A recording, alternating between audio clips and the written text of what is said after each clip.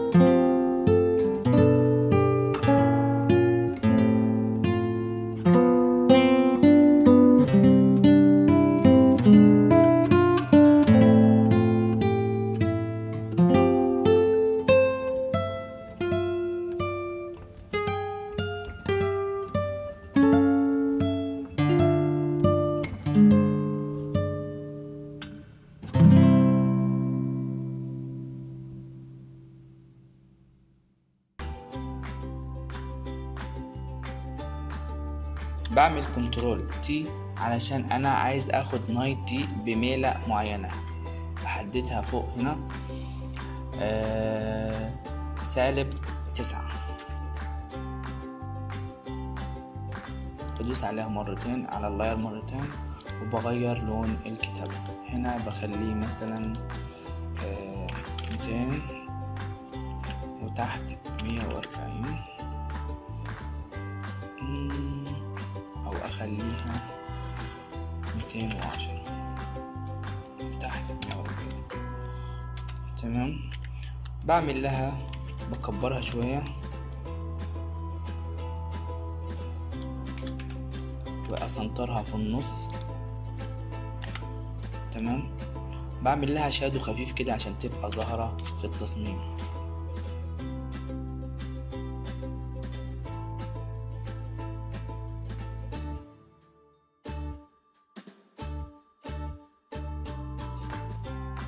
بعدين بنزل بكتب كلمة بارتي واغير لونها اللون ابيض، وهغير برضو الفونت بتاعها للفونت ده. هسيب لكم الرابط بتاعه في اسفل الفيديو.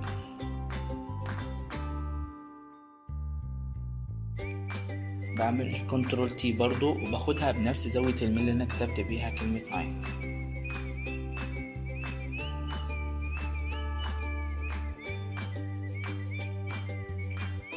بعدين بعمل لها شادو خفيف برضو، او ممكن اخد نفس الشادو اللي انا كاتب بيه كلمة نايف، بعمل كوبي وبروح هنا بعمل بيست. بس هنا بتقل شوية الشادو لانه مش ظاهر جامد.